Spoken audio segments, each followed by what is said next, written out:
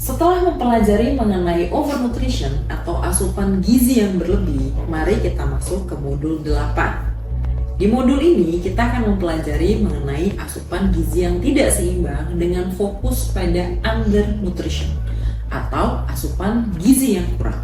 Nah, apa saja sih konsekuensi dan implikasi dari asupan gizi yang kurang ini? Mari kita kupas satu persatu. Baik, pada modul 8 kali ini setelah kita membahas mengenai asupan gizi yang tidak seimbang dengan fokus pada overnutrition, maka pada modul kali ini kita akan fokus kepada undernutrition atau kurang gizi. Video pembelajaran ini akan menjelaskan mengenai asupan gizi yang tidak seimbang dengan menekankan pada undernutrition atau kurang gizi. Kami harapkan setelah menyelesaikan video ini, para siswa dan para partisipan dapat memahami sebab dan akibat dari undernutrition dengan fokus pada stunting dan memberikan contoh yang tepat mengenai konsekuensi dari undernutrition itu sendiri. Terdapat 3 hal fokus atau highlight yang akan menjadi fokus utama dalam video kali ini, yaitu undernutrition termasuk definisinya, stunting, dan konsekuensi dari undernutrition. Mari coba kita lihat satu persatu. Perlu diketahui bahwa dari pertemuan sebelumnya, kita tahu bahwa definisi malnutrisi atau gizi yang salah terbagi menjadi undernutrition dan overnutrition. Bagian overnutrition telah kita cover di pertemuan sebelumnya, sehingga pada pertemuan kali ini kita akan berfokus kepada undernutrition. Undernutrition sendiri terbagi menjadi 4, yaitu underweight, wasting, stunting, dan micronutrient deficient. Pada video kali ini, saya akan menekankan pada stunting. Undernutrition itu sendiri, sudah saya jelaskan sebelumnya, dapat dibagi menjadi 4 kategori, dan dari 4 kategori ini terdapat 3 kategori, yaitu wasting, stunting, dan underweight, yang disebabkan oleh defisiensi zat gizi makro, baik energi, protein, lemak, karbohidrat. Sedangkan ada satu undernutrition yang kita sebut dengan micronutrient deficiency, di mana ini disebabkan oleh defisiensi zat gizi mikro, yaitu vitamin dan mineral. Untuk zat gizi kategori makro atau makronutrien dan zat gizi kategori mikro atau mikronutrien sudah pernah kita bahas di modul sebelumnya. Silahkan dicek kembali. Apa itu undernutrition? Undernutrition adalah kurang zat gizi atau kondisi di mana seseorang mengalami kekurangan zat gizi. Kekurangan zat gizi ini dapat terjadi secara terus-menerus atau bersifat continuous. Dan jika ini terjadi, untuk kekurangan zat gizi makro yang terjadi secara terus-menerus, maka akan menyebabkan underweight, wasting, dan stunting.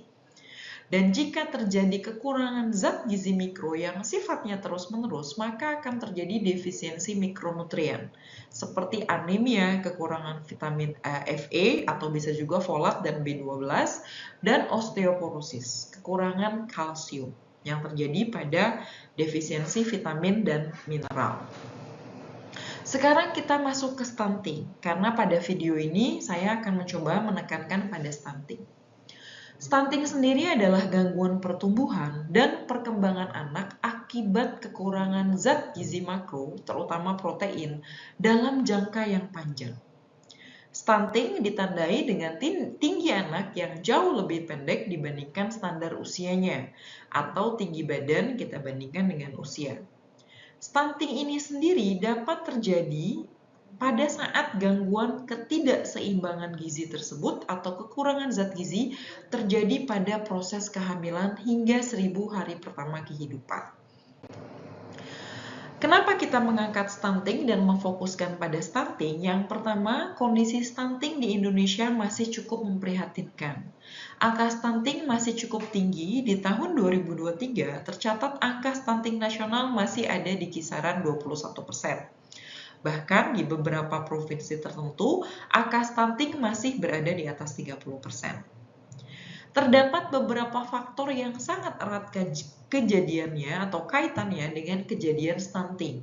Di antaranya adalah kurang gizi atau malnutrisi yang terjadi saat kehamilan, Anak-anak yang tidak mendapatkan ASI eksklusif, terutama pada saat masa balita, kualitas gizi MPASI yang sangat kurang, terutama saat anak-anak mulai disafi, sehingga terjadinya infeksi kronis pada anak, yaitu infeksi tuberkulosis ataupun cacingan. Pengetahuan ibu yang rendah mengenai gizi yang baik untuk anak juga sangat mempengaruhi kejadian stunting. Dan terdapat penelitian yang menyatakan erat kaitannya antara stunting dengan kemiskinan dan lingkungan sanitasi yang buruk.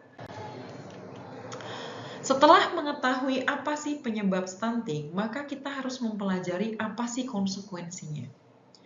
Undernutrition sendiri secara general dapat mempengaruhi imunitas pada anak-anak dan pada dewasa tentunya yang mengalami undernutrisi. Sehingga orang yang terkena undernutrisi maka gampang sekali terinfeksi dan terkena penyakit tertentu. Khusus untuk penderita stunting, kejadian undernutrition ini dapat meningkatkan risiko gangguan perkembangan otak dan bahkan perkembangan atau pertumbuhan fisiknya.